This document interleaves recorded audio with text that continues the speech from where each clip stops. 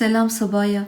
اليوم أنا رح أشتغل هي زينة للمشابك أو ملاءة الشعر على شكل وردة وعلى شكل فيونكة، كتير حلوة وكتير ناعمة وكمان ما بتاخد وقت، بسرعة بتصير معنا، وفكرة لمشروع جديد. نشتري الملائط بدون ما يكون عليها أي شي وبعدين نزينهم، وأكيد حنضاعف السعر.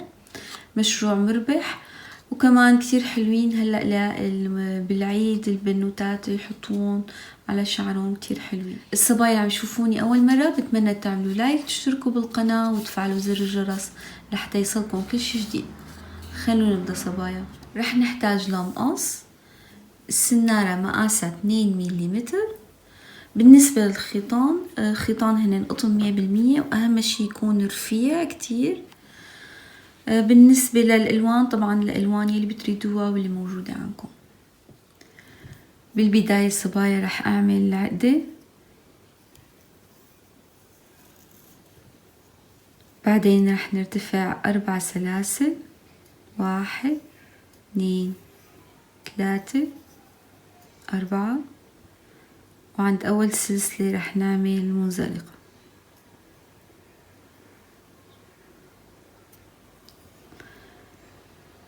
رح نرتفع السلسلة. هلأ جوا الدائرة يلي 4 سلاسل اللي عملناها رح نعمل 6 غرز حشو.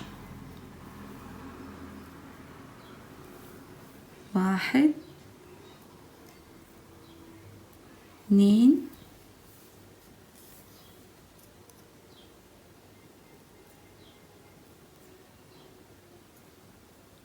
3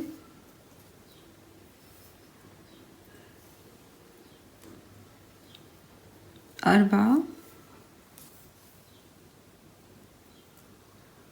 5 6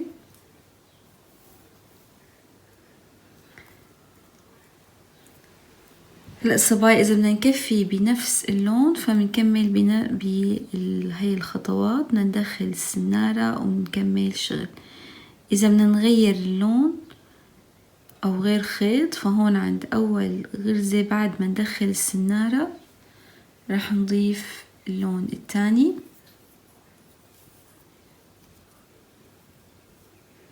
أنا رح أضيف اللون الأبيض. تمام. وهون بهالمرحلة رح نقص الخيط الأصفر.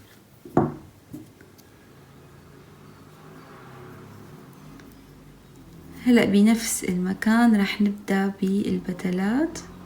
بالبداية رح نرتفع 3 سلاسل، 1 2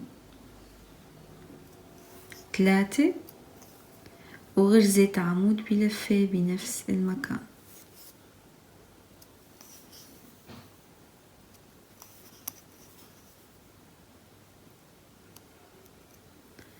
الغرزة اللي بعد منها رح نعمل 2 عمود بلفة، 1 2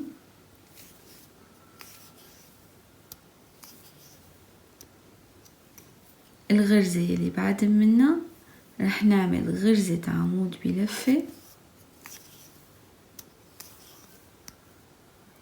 بعدين 3 سلاسل، 1 2 3، ومنزلقة بنفس الغرزة اللي عملنا فيها العمود.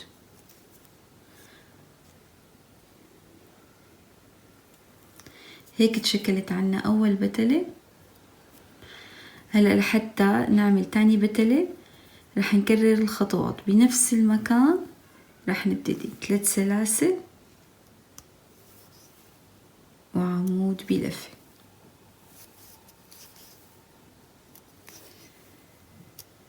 الغرزة اللي بعد منها 2 عمود بلفة، 1 2، الغرزة اللي بعد منها عمود بلفة، بعدين 3 سلاسل، 1 2 3، ومنزلقة عند نفس مكان غرزة العمود.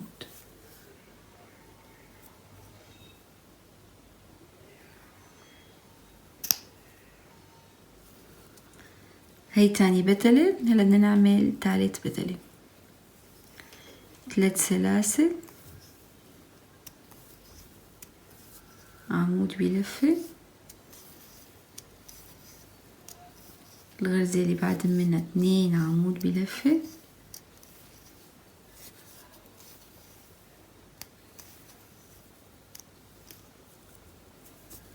وهون بنفس المكان يلي نحن ابتدينا فيه رح نعمل عمود بلفة، 3 سلاسل،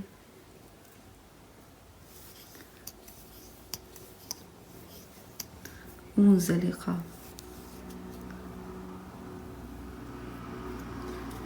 بعدين رح نعمل سلسلة وحنقص خيط طويل. صبايا أنا خبيت الخيطان وتركت هذا الخيط الأبيض الطويل دخلته من ورا. هلأ بنجيب الملقط تبع الشعر، فينا نلزقها تلزيق بالسيليكون، أو إذا حبينا كخياطة بهالشكل بندخلها من برا لجوا. تمام بهالشكل. من هون من مكان الأصفر ناخد خيطين بهالشكل، نسحب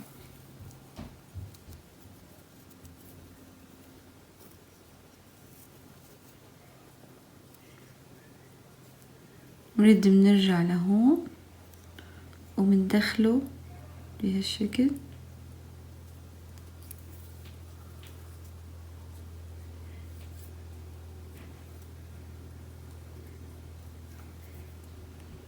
بندخله من هون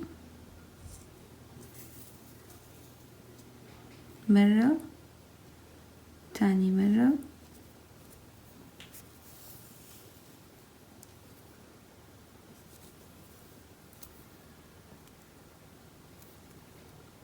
بعدين بنحاول نخبي الخيط من ورا.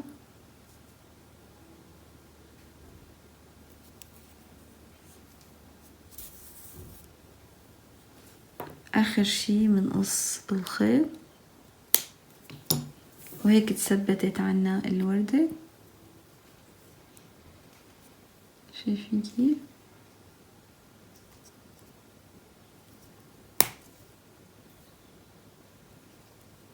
هلا رح نعمل طريقة الفيونكة. بالبداية رح نعمل الدائرة السحرية،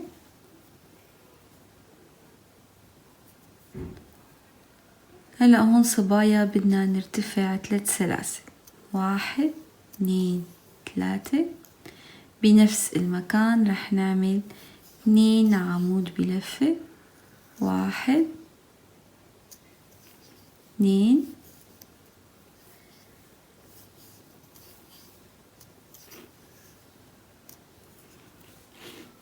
بعدين رح نعمل عمود بلفتين بنفس المكان،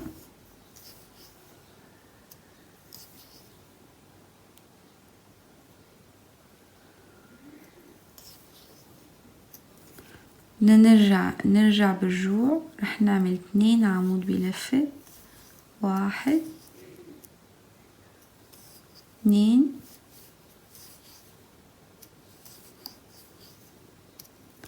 آخر شي رح نعمل 3 سلاسل مثل ما عملنا بالبداية، 3 منزلقة،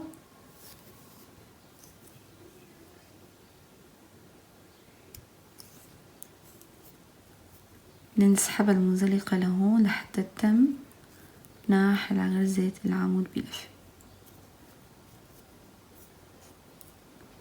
هلا رح نكرر نفس الخطوات اللي عملناها، 3 سلاسل، 1 2 3 للجهة الثانية، بعدين 2 عمود بلفة، 1 2 عمود بلفتين،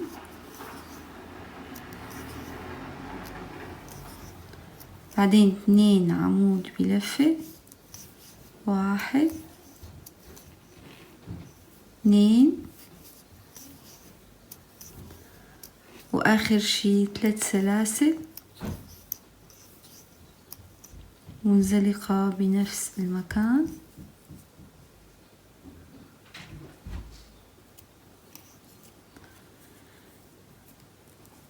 آخر شي صبايا رح نعمل سلسلة، بعدين بدنا نقص خيط طويل شوي. هلأ بدنا نسحب الخيط الصغير هاد، تمام، ونظهر الشكل شوي هيك، الغرز نصغره.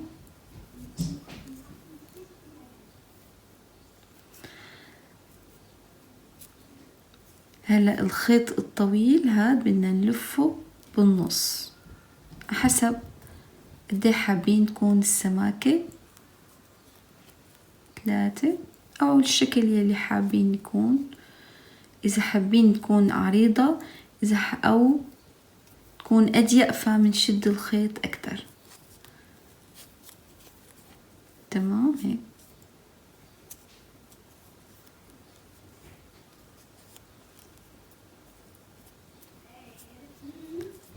بهالشكل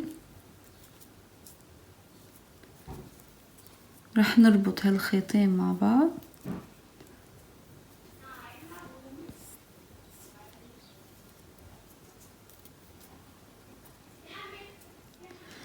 هلأ صبايا لحتى نثبت الفيونكة بالمشبك الشعر، فينا بسيليكون أو هيك بتخيط من على طرف من فوق. رح نثبتها هيك، وبعدين بالخيط اللي دخلناه بالبداية رح ندخل السنارة من هون بهالشكل، وحندخل السنارة بالطرف الثاني،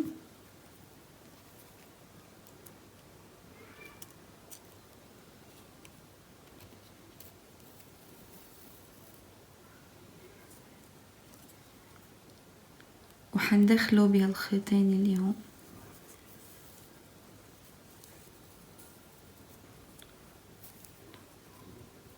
بهالشكل حتى يثبت بالنص.